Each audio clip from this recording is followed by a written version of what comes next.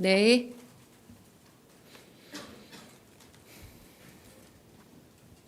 안녕하세요. 오마이뉴스 이경태 기자입니다.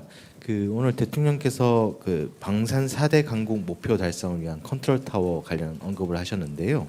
그게 지난 대선 때 경제수석실사나 방위산업 담당관 신설과 연관된 것인지 궁금합니다. 그리고 마지막에 하신 말씀은 사실상 이진숙 방통위원장에 대한 어떤 경고라고 해석해도 될까요? 그리고 방송 3법 관련한 언급도 있으셨는지 궁금합니다. 방위산업 담당관 혹은 방위산업 TF 관련해서는 지금 정확하게 나와 있거나 구체적으로 밝혀진 바는 없기 때문에 아직 말씀드릴 사항은 아닙니다. 마지막으로 말씀드린 국무회의 참석자들에 대한 대통령의 말씀은 더블커트로 말할 수 있는 부분이 지시가 아니라 의견을 묻는 거였다라는 말씀이었고요. 그리고 한편으로 이 말 그대로 개인 정치에 왜곡해서 활용해서는 안 된다라는 말도 직접 말씀하셨습니다. 네. 다른 질문 있으실까요? 네. 네, 조선비즈 이슬기입니다. 대통령께서 지난번 국무회의 때 각 부처의 중대재해, 산재 예방 대책과 사후 책임을 확실히 묻는 대책을 부처별로 취합해서 보고하라고 지시하셨었는데요. 어떤 내용이 오늘 보고됐는지, 또 대통령께서는 뭐라고 말씀하신 바가 있는지 궁금합니다. 네, 오늘 조달청 외에 다른 소방청을 비롯해서 외청에 보고가 있었습니다만 저희 회의 시간 1시간 반 이상 걸렸는데 거의 조달청 보고가 줄을 이뤄서 나머지 산업재해 관련된 이야기라던가 이 부분은 좀 차후 회의로 밀렸다라고 보시면 될 것 같고요. 오늘 말씀드린 것처럼 조달청에 대한 업무 보고와 그리고 조달체계 개선에 대한 안, 이것에 대한 토의가 거의 대부분이었다라고 이해하시면 될 듯합니다. 네, 먼저 네, SBS 비즈 우영준입니다. 혹시 국무회의 때 대통령께서 미국 관세 협상 관련해서 부처 대응과 같은 언급은 따로 없으셨는지 궁금합니다. 네, 모두 발언에서 말씀하신 내용이 대부분이고요. 아까 정책에서 서면 브리핑 나온 것으로 알고 있습니다. 그래서 그것과 관련해서 저희 입장은 그 서면 브리핑에 거의 담겼다라고 보시면 될 것 같습니다. 네. 예, 매일경제 성손입니다. 대통령께서 국무회의 업무 보고에서 부처가 아닌 외청까지도 좀 이렇게 보고를 받으시게 된 배경과 그리고 그 중에서도 조달청이 좀 먼저 하시게 된 이유도 설명해 주시면 감사하겠습니다.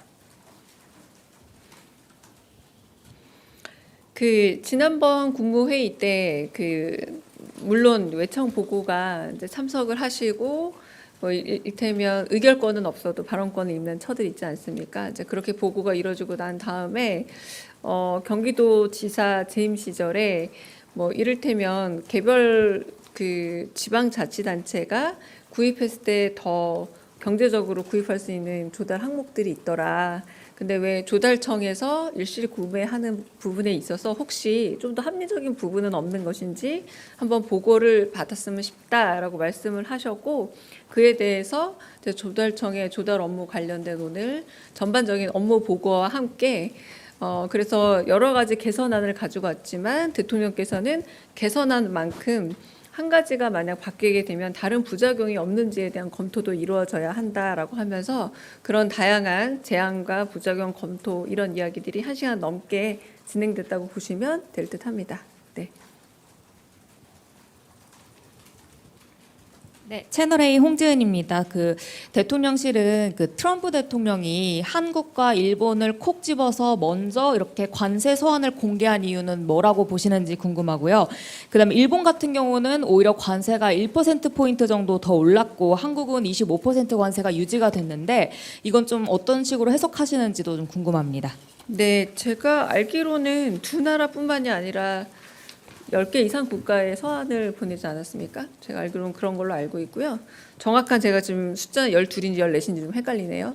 네, 그런 걸로 알고 있고 저희는 일단은 8월 1일까지 협상의 기한을 얻었다라는 것에 좀 의미를 두고 있고 이 부분에서 일본이나 지금 말씀하신 것처럼 말레이시아 같은 경우도 1% 관세가 오히려 올랐습니다.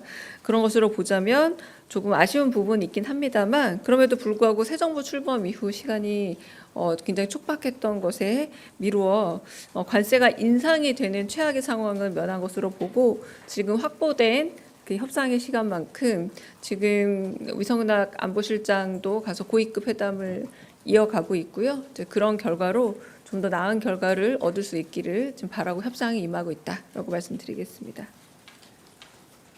질문도 있을까요? 네, 질문 없으시면 네.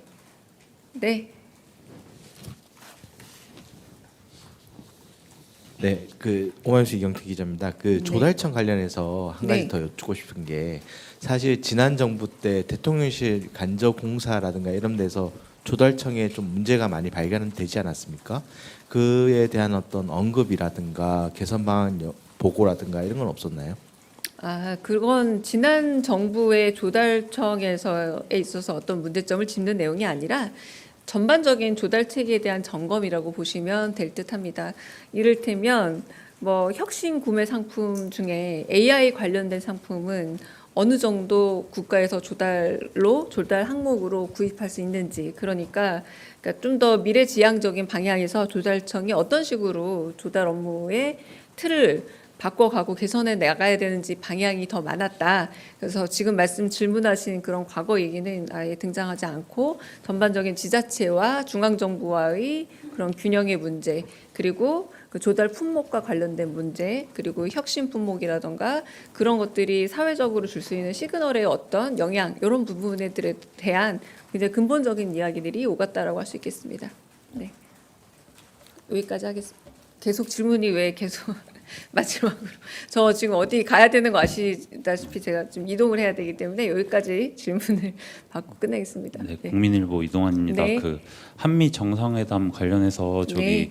그 위성락 실장님이랑 루비오 장관이랑 그 조속한 개최를 이제 그 공감을 했다 이렇게 하셨는데 네. 저희는 좀 언제까지는 좀 해야 된다고 좀 염두에 두신 것들이 있는지 좀 그 8월 1일 전에 좀 개최할 수 있는 상황이 된 건지 좀 여쭙고 싶습니다.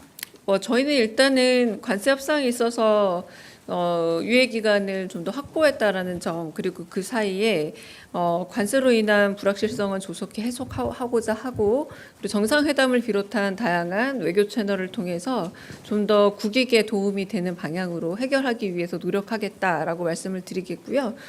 그 과정 속에서 얼마나 시기가 언제쯤 정해지고 방식이 언제일지 이런 부분에 대해서는 조율 중이고 검토 중인 사항으로 아직은 드러낼 수 있는 점은 없다라는 점 양해 부탁드립니다. 여기